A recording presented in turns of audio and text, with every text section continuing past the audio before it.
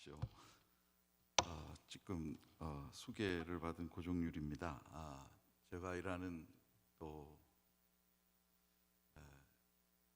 김 목사님과 함께 꿈을 나눴던 파이디온이 뭐 하는 데인지 제가 말로 설명드리는 것보다 그냥 짧은 저희 소개 영상이 있어서 그걸 먼저 보여드리고 오늘 말씀을 나누도록 하겠습니다.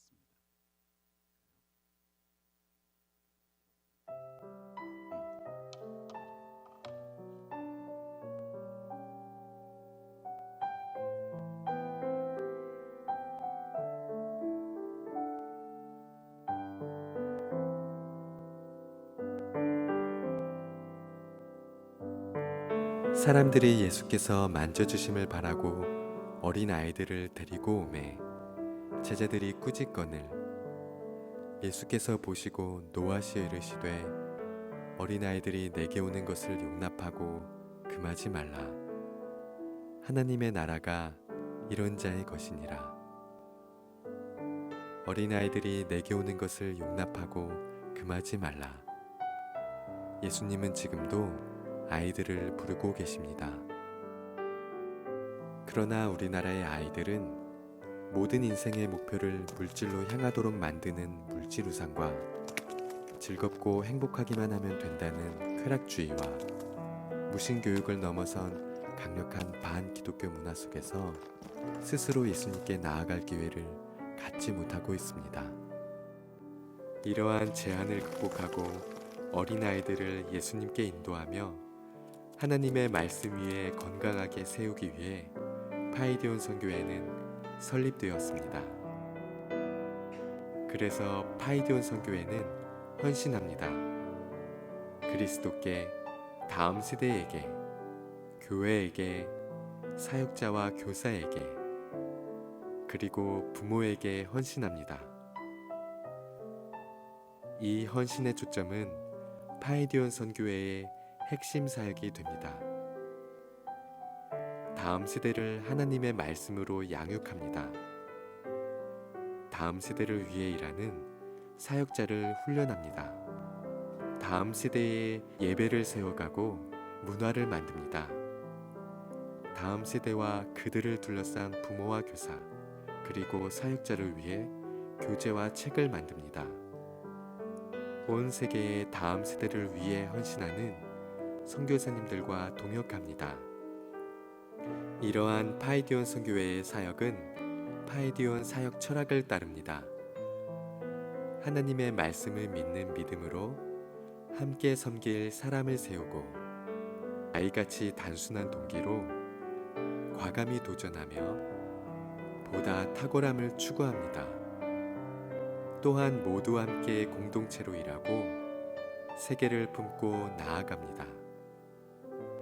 이 모든 것은 다음 세대가 예수님을 영접하고 복음과 말씀으로 성경적 세계관을 가지며 하나님과 세상을 향한 거룩한 작은 예수로 서게 하기 위함입니다. 어린아이들이 내게 오는 것을 용납하고 금하지 말라. 온 세상 다음 세대를 하나님의 말씀 위에 파이디온 선교회.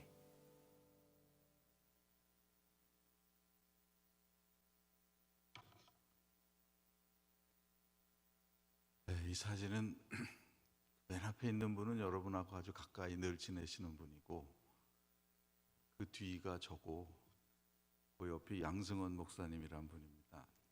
40년쯤 된 사진인데요. 저희가 대학 때 파이디온 사역을 시작하면서 어느 섬인지 기억은 안 나는데 하여간 그 다락방 같은 곳에 방을 빌려서 낙도전도를 갔던 그 사진입니다. 이렇게 시작한 파이디온이 지금 한 70명 정도의 풀타임 사역자가 일하는 그런 사역단체가 되었습니다. 여러분이 기도해 주시고 또 협조해 주시고 도와주시고 관심 가져주시고 그래서 저희가 사역을 할 수 있게 된 것이 얼마나 감사하고 기쁜 일인지 모르겠습니다. 다시 한번 마음을 다해 감사드립니다. 오늘 제가 여러분과 함께 교육하면 정말 힘든 우리나라에서 우리가 정말로 기도해야 될 것이 무엇인가? 나의 가정이 복되고 또 우리의 교회가 복되고 그리고 아이들이 커서도 내 마음이 편안한 기쁜 그 일을 위해서 오늘 우리는 무엇을 기도해야 할 것인가? 그것을 좀 함께 나누도록 하겠습니다. 우리 아빠는 지구를 지켜요. 미세먼지를 엄청 줄이고 나쁜 연기도 없애서 공기를 맑게 해준대요. 소나무를 많이 심어서 지구를 시원하게 해주고요. 북극곰을 살려준대요. 아빠가 뭐 하시는데? 힘들심 만들어요. 저는 뭐 경동 나비엔하고는 아무 관련이 없고요. 아빠가 뭐 하냐고 묻는 아들에게 아마 아빠가 이렇게 얘기했을 것입니다. 귀뚜라미 보일러 만들어 그래봐야 무슨 말인지 모르니까 아빠가 하는 일에 좋은 것이 있는데 아빠가 만든 기계를 쓰면 공기오염도 줄여주고 그리고 거기서 나는 수익으로 물론 나무도 좀 심고 자연을 보호하니까 북극곰도 보호가 되고 뭐 이렇게 얘기했을 것입니다. 그런데 아이는 그 이야기를 듣고 꿈을 꿉니다. 자기 아버지는 자이언트 같아서 나무를 움직여도 막 그냥 심기도 하고 북극곰 있는데 왔다 갔다 하면서 먹이도 주고 보호도 하고 그리고는 자기 아버지가 한 얘기를 꿈을 꾸기 때문에 누구 앞에 나가서도 그냥 막 얘기할 수 있는 거죠. 그러면 친구가 옆에서 어이 거짓말이야 그러면 진짜야 그러고 이제 한바탕 우드득 싸우기도 하고 아이들은 부모나 선생님이 하는 이야기를 듣고 꿈을 꿉니다. 아직은 아이들이 순수한 거죠. 평생 소원이 공무원이라고 적어내는 중학생, 고등학생들이라 하더라도 아직은 우리보다 순수합니다. 그런데 이제 얼마 전에 새해가 되지 않았습니까? 새해를 맞이하는 세계의 모든 풍습 중에서 거의 대부분은 일종의 축제죠. 일종의 기쁨입니다. 심지어 아프리카도 그러니까요. 필리핀 같은 잘 못 사는 나라도 말할 것도 없고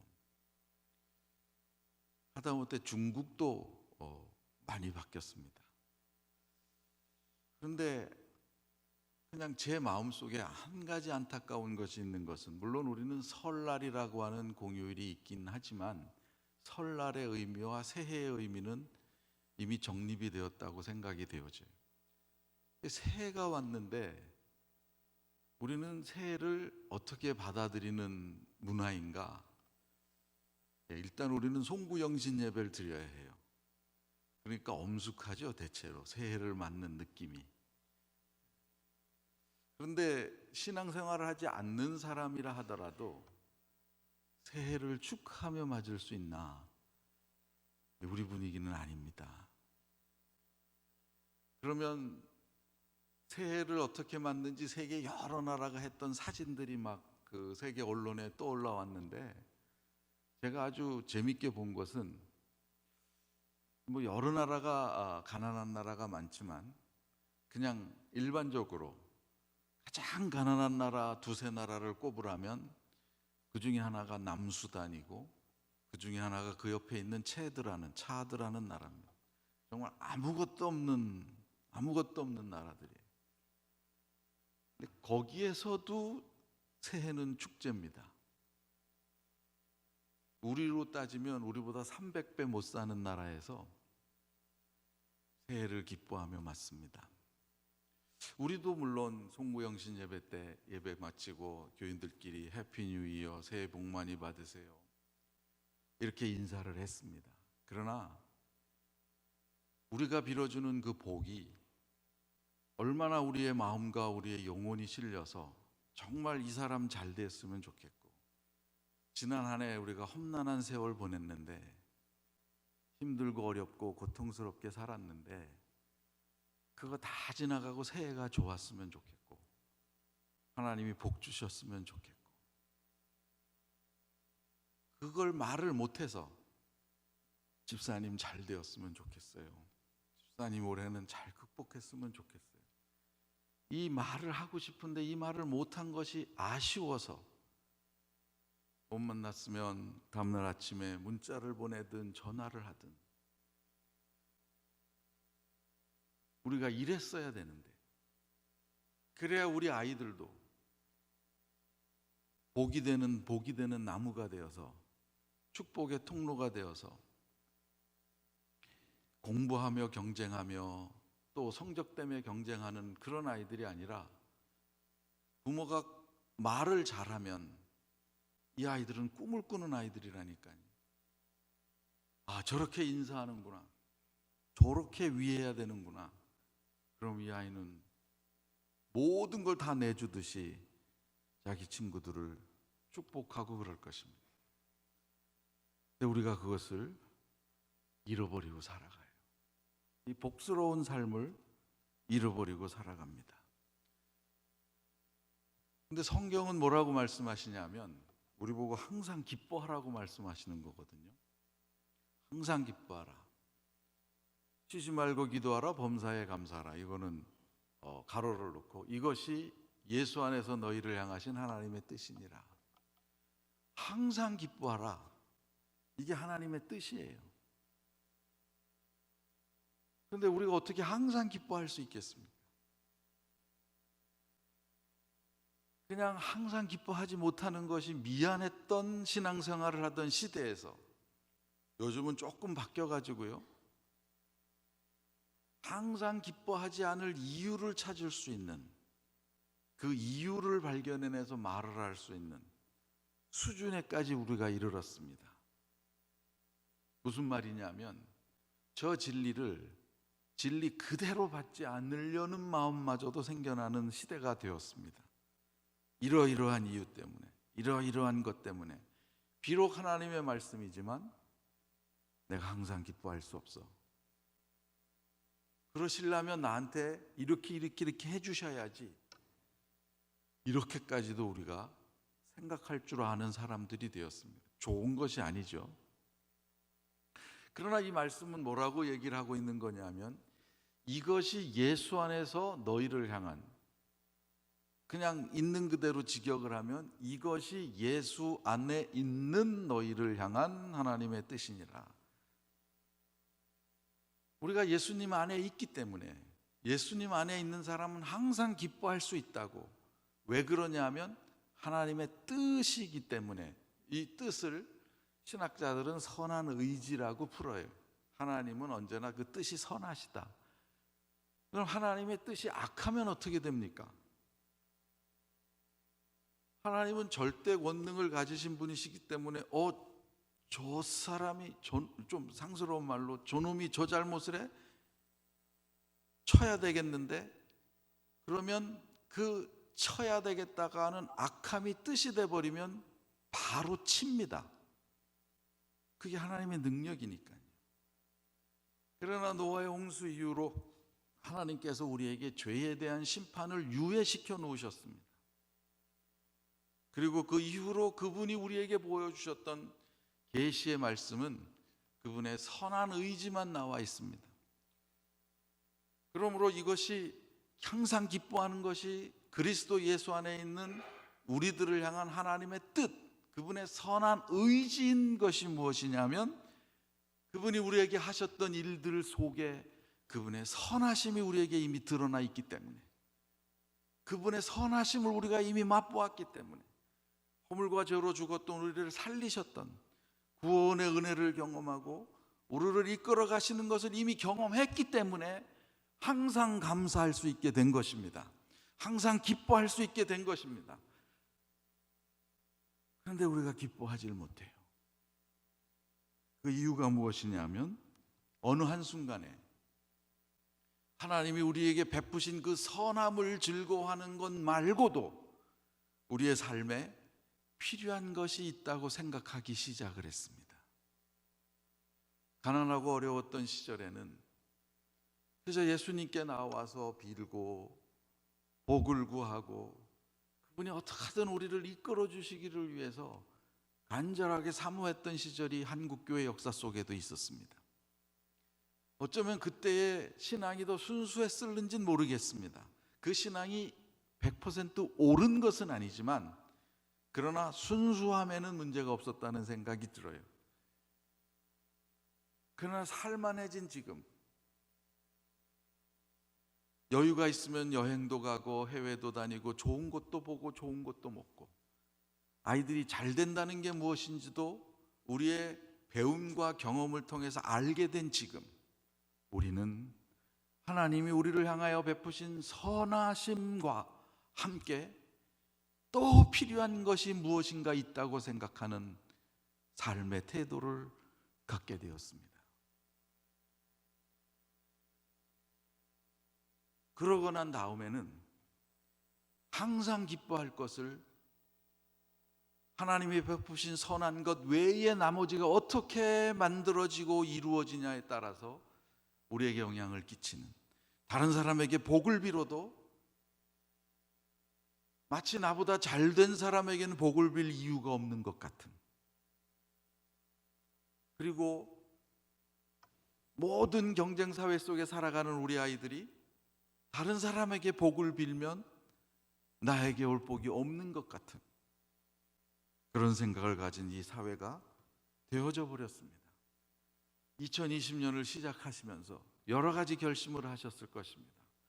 그러나 부모로서, 선생님으로서, 또는 다음 세대에 관심을 가진 하나님의 백성으로서, 교회의 미래를 채울 다음 세대에 대한 생각을 가진 하나님의 사람들로서 제가 권해드릴 수 있다면, 여러분 항상 기뻐하십시오. 우리의 기쁨은 하나님의 선하심을 믿는 믿음에서 오는 것입니다. 그분이 우리를 향해서 주신 모든 것들이 가장 선하다고 받아들이는 믿음을 통해서 오는 것입니다. 그러므로 항상 기뻐할 수 있다는 것은 우리의 믿음이 그만큼 크다는 거예요. 그러므로 나는 여러분이 항상 기뻐하시기를 바랍니다. 힘이 들어도 기뻐하기를 바라고, 아이들에게도 우리 부모가 힘든 가운데서도 주를 믿기 때문에 기뻐하는 모습이 무엇인지를 보이시는 분들이 되기를 바랍니다. 그것이 나는 축복이 될 거라고 믿어요.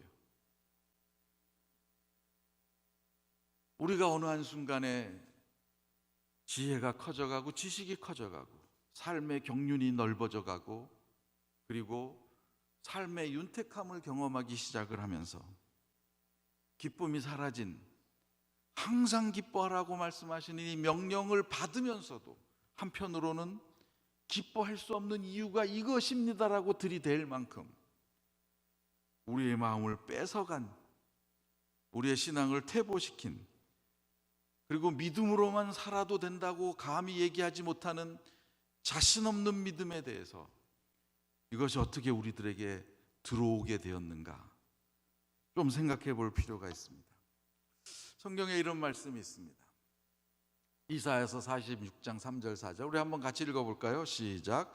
배에서 태어남으로부터 내게 안겼고 태에서 남으로부터 내게 업힌 너희여, 너희가 노년에 이르기까지 내가 그리하겠고 백발이 되기까지 너희를 품을 것이라. 내가 지었은즉 내가 업을 것이요 내가 품고 구하여 내리라. 하나님께서 이스라엘 백성들, 특히 남왕국 유다가 바벨론에 멸망당했을 때 이사야 39장까지 그들의 멸망 이유를 설명하신 다음에 그들을 끄집어낼 생각을 하십니다. 그럴 때 하셨던 말씀이 이 이사야서 46장 말씀이에요. 너희가 태어날 때부터 내가 안았고 너희가 날 때부터 내가 너희를 업었다. 마치 우리가 아이를 낳아서 안고 업고 키우듯이 하나님이 그렇게 하셨다는 것입니다. 그러면서 약속하시기를 너희가 백발이 될 때까지, 이 말은 영원하다는 것이죠. 끝까지 내가 너희들을 안고 업을 것이다. 내가 너희들을 멸망시키고 포로로 잡혀간 이유도 그러지 못했던 너희들이 다시 돌아오도록, 내게로 돌아오도록 하기 위해서 지금 그렇게 설명하시는 것입니다.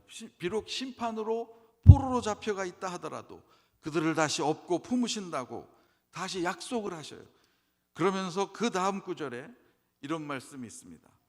이사야서 46장 9절, 너희는 옛 정리를 기억하라. 나는 하나님이라 나 이외에 다른 이가 없느니라. 나 이외에 다른 이가 없느니라. 이걸 제가 안 썼을는지도 모르겠어요. 나 같은 이가 없느니라. 이스라엘 백성들이 애굽에서 나와서 그들에게 하나님이 나라를 만들게 하시고 땅을 주시고 그들을 살게 하셨던 그 모든 하신 일을 하나님은 내가 너희를 안았고 너희를 업었고 너희를 지켰다라고 말씀하고 계시는 것입니다. 우리들에게도 그렇게 하셨어요. 우리들에게도 그렇게 하셨어요. 그런데 그들이 거기서 살기 시작할 때에 그들 속에 의문이 생기기 시작했던 것입니다. 그 구절 하나 보여주시죠. 이사야 46장 5절, 너희가 나를 누구에게 비기며 누구와 비교하여 서로 같다 하느냐. 그들이 그 땅에 들어가서 살기 시작할 때에 아까 읽었던 말씀이에요. 가나안 땅에 들어가서 그들이 건축하지 아니한 집에서, 건축하지 아니한 성에서, 그들이 수고로 파지 않은 우물에서, 그들이 수고로 농사짓지 않는 감람나무를 통해서, 그리고 포도원을 통해서 그들이 배불리 먹게 되자, 심지어 가나안 땅에 있는 모든 족속을 심판의 일환으로 다 멸절시키라 했음에도 불구하고 그들이 그들의 머리로 이들을 남겨놓아서 일을 하게 하자, 노예로 부리자. 그러면 우리가 편해지지 않겠는가? 그 생각을 가지고 그들이 편안해졌을 때, 즉 생명의 위험도 없고 마실 물의 위협도 없고 먹을 것의 위협도 없고 장차 어떻게 될 것인지 소망이 없던 광야 생활을 벗어나서 그들이 모든 것이 편안하게 되었을 때, 그들은 이 편안함이 하나님과 비교되기 시작했던 것입니다. 하나님이 그들에게 수고하지 않아도 성읍을, 집을, 밭을, 농산물을, 우물을, 그들을 배불리 먹게 했던 하나님의 안으시고 업으셔서 인도하셨던 손길은 잊어버린 채, 이거 괜찮은데, 이거 좋은데, 이렇게 살면 뭐 볼 것이 없겠는데, 그러고 나서부터 그들에게는 비교가 생기기 시작했습니다. To whom compare with me? 나를 누구와 비교하느냐? 나를 누구와 동등되다고 여기느냐? 그들이 하나님이 주신 것을 자기들이 얻은 것처럼 생각하면서 하나님의 선하신 손길 플러스 그만큼 동등하게 여길 만한 중요한 것을 생각하기 시작을 했습니다. 이거 없으면 세상 못 살아. 이거 없으면 세상 불행한 거야. 이거 없으면 인생 불쌍한 거야.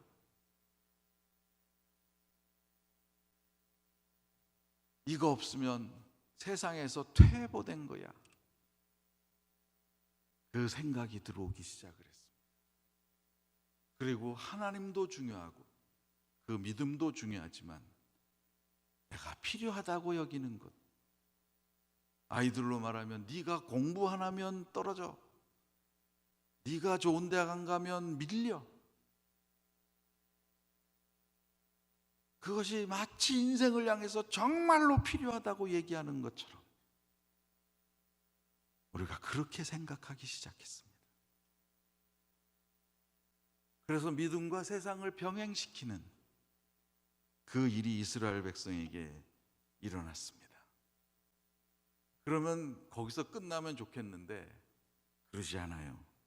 그렇게 되기 시작하자 이런 현상이 일어나는 것입니다. 같이 읽어볼까요? 이사야 43장, 사람들이 주머니에서 금을 쏟아내며 은을 저울에 달아 도금장이에게 주고 그것으로 신을 만들게 하고 그것에 엎드려 경배하며 그것을 들여 어깨에 메어다가 그의 처소에 두고,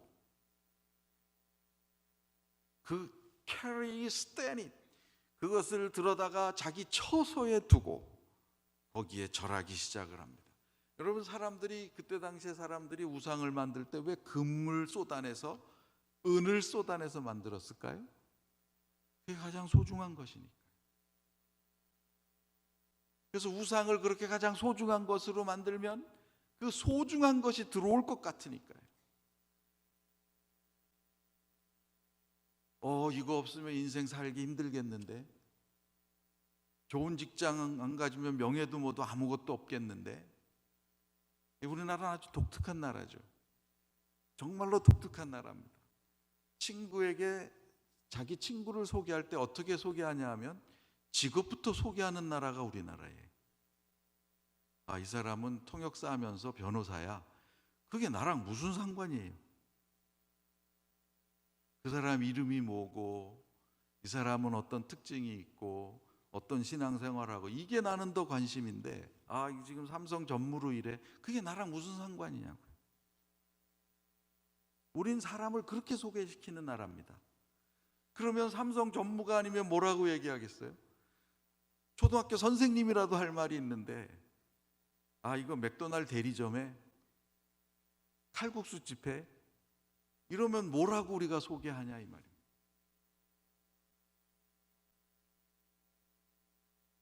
사람들이 주머니에서 자기가 그렇게 소중하게 여기는 금은을 쏟아내서 우상을 만들기 시작을 했습니다. 왜 그러냐면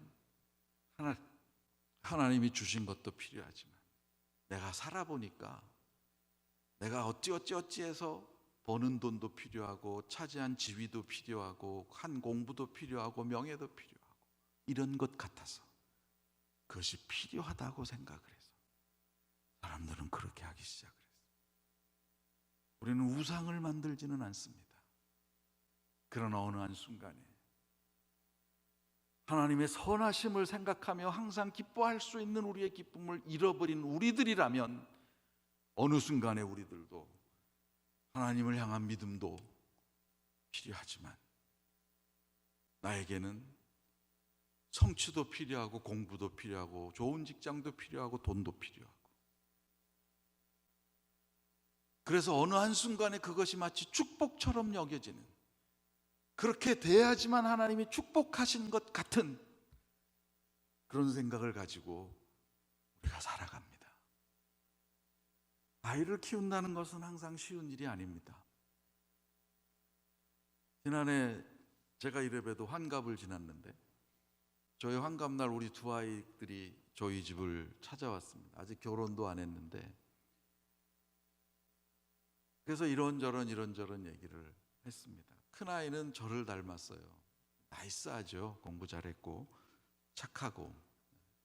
둘째 아이는 제 엄마를 닮았습니다. 날카롭고 돈 좋아하고.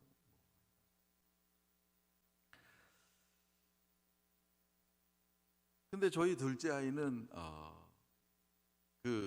어릴 적에 뭐 4살, 5살 이럴 때 수틀리면 그냥 길에 들어 누워요. 그래서 온 동네 떠나갈 듯 울어 제껴요. 여러분 생각해 보세요. 목사 둘째가 딸인데 수틀리면 들어 누워서 뭐 세상 볼 것 없이 울어 제낀다. 지 뜻대로 안 되면 이게 제 사역에 무슨 도움이 되겠습니까? 틀림없이 우리 집은 다 약간 유한 편인데 이건 제 아내를 닮을 수밖에 없어요, 결국은. 근데 뭐 제 아내도 착한 여자예요, 알고 보면은. 사실은 저와 제 아내가 우리 둘째를 놓고 기도를 많이 했습니다. 하나님 얘 좀 어떻게 웬만하면 바꿔달라고. 우리 김 목사님 공부 끝날 때 제가 공부하러 갔었는데, 이제 우리 둘째가 초등학교 2학년 되었나요? 저녁에 이제 아이들하고 예배 드릴 때가 있는데, 오늘은 이제 뭔 말씀으로 예배를 드리나, 학교에서 돌아오다 차 속에서 하나님이 퍼뜩 성경 구절을 하나 주셔요. 근데 그건 이미 여러 번 나눴던 구절이에요. 고린도전서 13장이니까 뭐 여러 번 얘기했겠죠. 근데 그날따라 딱 그걸 주시더라고요. 그래서 제가 저녁에 예배를 드릴 때 아이들을 모아놓고 한국말로 13장 4절, 사랑은 무례히 행치 아니하며. 그리고 둘째 보고 너 영어 성경으로 읽어봐. Love is not rude. 참 루드하지 않은 거예요. 그리고 한 30초가 흘렀어요. 제가 우리 둘째에게 물었어요. 어떻게 살아야 돼 그럼? 그랬더니 우리 둘째가 바로 하는 말씀, 이제는 들어 누우면 안 되겠네. 얘는 뭐 식당에서도 눕고 교회에서도 눕고 그냥 누우니까요. 그리고는 하나님이 이 아이를 받고 가시는데요, 정말 놀랍게 받고 가셨어요. 고등학교를 졸업할 때도 대통령상 받고 졸업하고, 미국에서 졸업을 해서 그렇습니다. 그 아이가 좋은 대학을 가고 지금도 좋은 직장에 있는데, 대학 3학년, 2학년인가 3학년 때 텍사스에서 있는 그 기독 대학생 무슨 연합 집회에 가기 위해서 차를 타고 가다가 그 테네시 낙스빌 근처에서 교통사고가 났습니다. 얘가 타고 가는 차가 그 서버밴이라고 큰 밴이에요. 7,500cc짜리. 근데 그걸 그 미군 집차를 개조한 허머라는 차가 뒤에서 박았는데, 이게 완전 무너져 내렸는데 얘는 맨 뒤에서 자고 있다가 이쪽 이렇게 두개골이 깨 나갔습니다. 근데 한 3, 4개월 요양하고 회복이 돼서 그냥 모든 법적 처리도 끝나고 그랬는데, 학교를 졸업하고 유펜에서 고대 역사를 공부했는데 유펜 대학원을 다니고 2학기 시작하는데 후유증이 오기 시작한 것입니다. 아무 집중을 못하는 거예요. 지금도 얘는 이쪽에 신경이 하나도 없습니다. 눈썹이 위아래로 안 움직여요. 눈은 이렇게 뜰 수 있는데 모양은 겉으로는 멀쩡한데, 아버지인 나 입장에서는 정말 힘든 거예요. 그리고 얘는 희망이 사라지는 거예요. 지금도 사실은 예배 가면 헬라어 성경 들고 가요. 걔는 그 헬라어랑 이런 걸 모르면 고대 역사를 못하니까. 그래서 목사님이 설교하면 헬라어 원문으로 뭐 틀렸대느니 뭐 이상한 소리 한다느니 이제 그러고는 있어요. 그러나 자기 꿈을 접어야 했습니다. 그리고 직장 생활을 하는데 그랬던 아이였어요. 그래도 한 번도 누구를 원망하지도 않고, 그 병원에서 나온 그 괜찮다 그러니까 그 보험회사에서 보험금이 많이 안 나왔습니다. 그 몇만 불 나왔는데 그것을 계속 치료해야 되는데 그냥 자기 기독 학생이 기부해버리고 돈이 없으니까 20kg짜리 감자 이만한 거 그로서리 마켓에서 사다 한 달 내내 감자만 먹고 살고 그러는 아이였어요. 인생이 얼마나 절망스러웠을까. 아무것도 도와주지 못하는 아빠, 엄마. 대학을 졸업할 때 저희 아내에게 카드를 썼어요. 땡큐 카드를. 키워줘서 고맙다. 그런데 걔가 뭐라고 썼냐면 18년 동안 잘 키워줘서 고맙다고. 대학을 졸업하면 22년이잖아요. 왜 이렇게 썼냐고 저녁에 물어보니까 대학 들어간 다음엔 부모님이 자기에게 해준 게 하나도 없대. 돈을 준 적도 없고 용돈을 준 적도 없고 등록금을 준 적도 없고. 그러니까 18년이라고. 걔는 사실 2살 때 미국을 가서 제가 14년 있다 왔기 때문에 거기에 길들여진 아이긴 해요. 그런데 저에게 뭐라고 제 환갑날 얘기하냐면, 그 많은 변화를 거치면서 아빠도 힘든 삶을 살았지만 자기네도 목사 딸로 살기에 너무 힘들었다는 거예요. 목사 딸로 이 세상을 살아간다는 것은, 아버지가 뭐하냐? 조치 패스터다. 이래놔 버리면 그 미국 사회 속에서도 운신의 폭이 확 줄어드는 거예요. 그러면서 이 거지 같은 사람들의 삶 속에서 자기가 자기를 지키는 일이 어려웠다는 것을 아빠도 좀 알아줬으면 좋겠다고. 우리 아이들이 그렇죠. 네. 우리 아이들이 그렇습니다. 정말 이 거지 같은 세상에서 아이들이 살아남기 위해서 우리가 정말로 해야 될 것이 무엇인가? 하이디언 홈페이지에 가면 여러분 교재도 쓰시는 주일 커리큘럼 예수 빌리지 홈페이지를 따로 연결할 수 있습니다. 그 예수 빌리지 홈페이지에 가면 어떤 자매 선생님이 어린아이들 몇 명을, 유치부 아이들을 가르치는 사진이 있습니다. 실물 사진이에요. 이 자매는 소위 말해서 동시 통역사 겸 국제 변호사입니다. 근데 이분이 저희가 예전에 만들었던 예수 마당이라는 커리큘럼을 통해서 성경 배우면서 컸던 자매예요. 근데 본인이 예수 빌리지가 나온 다음에 가르쳐 보면서 좋아서 우리한테 사진 보내고 설명 보낸 거예요. 자기가 어떻게 자라났다고. 근데 정말 이 추잡한 세상 속에서 내가 오늘을 소망할 수 있는 이유는 어릴 적의 나에게 내가 너희에게 말하는 것은 희망을 말하는 것이고 소망을 말하는 것이다. 예레미야서 29장 10절. 주를 통해서 발견한 소망과 그 삶의 길의 유익을 누리지 못했더라면 나는 이렇게 살지 못했을 것입니다. 내가 오늘 주일학교 선생님을 하는 이유도 이 아이들이 살아갈 때 그렇게 세상을 이겼으면 좋겠어서 내가 주일학교 선생님 한다고 사진을 보내왔어요. 교재 잘 만들어줘서 고맙다고. 그래서 허락받고 우리 홈페이지에 그걸 실었습니다. 그냥 어느 한순간에 예수 그리스도를 믿는 믿음도 소중하지만 삶의 조건도 소중하다고 믿기 시작했던 우리들의 모습 때문에 우리 아이들이 세상을 양다리 걸치면서 살아가기 시작하는 방법을 배우기 시작했습니다. 그런데 우리는 양다리라도 걸치지요. 평준화에는 하향 평준화만 있듯이 애초부터 양다리를 걸치기 시작을 하면 나중에는 세상만 남습니다. 믿음은 사라집니다. 믿음을 가지고 있었기 때문에 양다리 걸치는 거라도 가능하지, 믿음이 없이 양다리부터 배웠다면 그것은 나중에 세상만 남습니다. 하나님이 수고하지 않은 집을 주시고 수고하지 않은 성을 주시고 수고로 입하지 않은 우물을 주시고 농사 짓지 않은 포도나무와 감람나무를 주시고 그들을 배불리 먹게 했을 때에도 그들은 하나님의 선하심을 잊었습니다.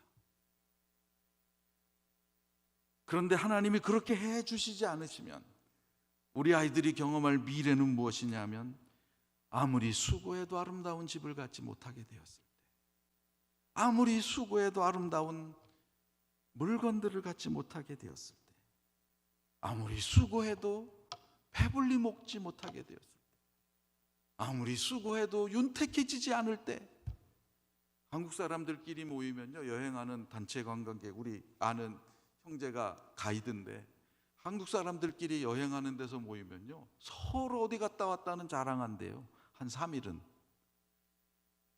거기 가보셨어요? 뭐 너 거기 가보셨어요? 아, 이건 도대체 무엇인가?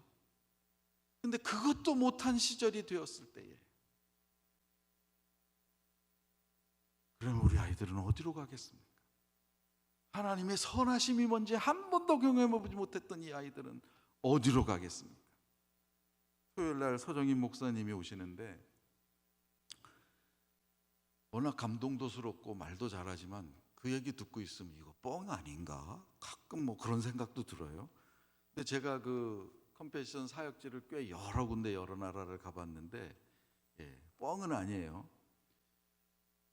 근데 그날 청소년들이 전 많이 나왔으면 좋겠어요. 만일 목사님이 사역 이야기를 하신다면. 어린아이들은, 유치부, 유아부 아이들은 하나님은 그분의 능력으로 놀랍게 세계를 만드셔서 이렇게만 말해도 믿어요. 근데 초등부만 가도 이치를 설명을 해야 돼. 논리를 가지고. 그걸 디스커버리 러닝이라고 그래요. 아이들의 발달 과정에 따라. 청소년에게 진리 교육이 들어가기 위해서는 열정이 들어가야 돼. 패션이 들어가야 되는데 그 패션이 뭐냐면 내가 해볼만 하겠다라고 느끼는 패션이 들어가야 돼. 근데 하나님이 일하시는 현장을 우리 아이들이 보지를 못해요. 제일 근사하게 보는 게 어디냐면 수련회 가서 회심하게 되는 경우에 그거 한 번 빼놓고는요 일상생활에서는 거의 보지 못합니다. 그러니까 살아계신 하나님이 어떻게 일하시는지를 몰라요. 근데 만일 서목사님이 토요일날 오셔서 아이들에게 패션이 생기는 정말 하나님이 일하시는 현장을 설명한다면 우리 아이들은 꿈을 가질 것입니다. 많이 왔으면 좋겠어요. 청소년 여러분의 자녀들을 데리고. 그런데 하나님께서 이 아이들을 통해서 결국 이루고자 하셨던 것은 그럼 무엇이었는가? 한번 볼까요? 이 사진은 어느 화가가 그린 비스가산 꼭대기에서 가나안 땅은 못 들어가고 적각골이 흐르는 땅을 보는 모세의 그림을 이렇게 그린 그림입니다. 머리가 잘렸네. 죄송합니다, 할아버지. 근데 모세는 하나님이 생각하신 그 하나님의 꿈을 알고 있었습니다. 너희가 그 땅에 들어가거든 수고하지 아니한 성읍을 얻고 집을 얻고 아름다운 물건을 얻고 수고하지 아니한 포도나무와 감람나무 열매를 먹고 배부르고 파지 아니한 우물을 소유하고 너희가 편안하게 살게 될 때에 들어가거든. 해야 할 일을 이렇게 얘기하셨어요. 하나님은 오직 유일하신 하나님이시다. 그 하나님을 대체할 만한 어떤 신도 이 세상엔 없다. 하나님만이 하나뿐인 진정한 하나님이신 것을 가르치라고 얘기하셨어요.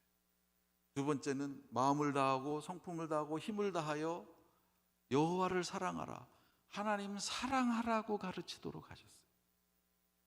세 번째는 하나님께서 그들에게 주신 이 말씀을 부지런히 가르치며 하나님께 순종하는 사람이 되도록 가르치라고 얘기하셨어요.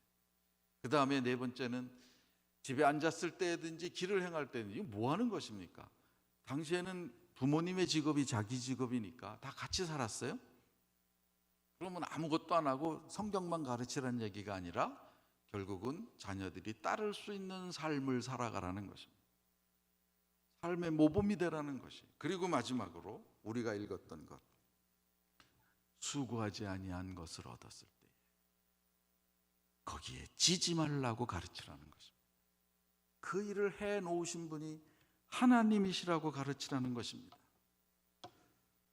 오 신실하신 주, 오 신실하신 주, 날마다 자비를 베푸시며 일용할 모든 것 내려주시니. 393장 찬송의 후렴 구절입니다.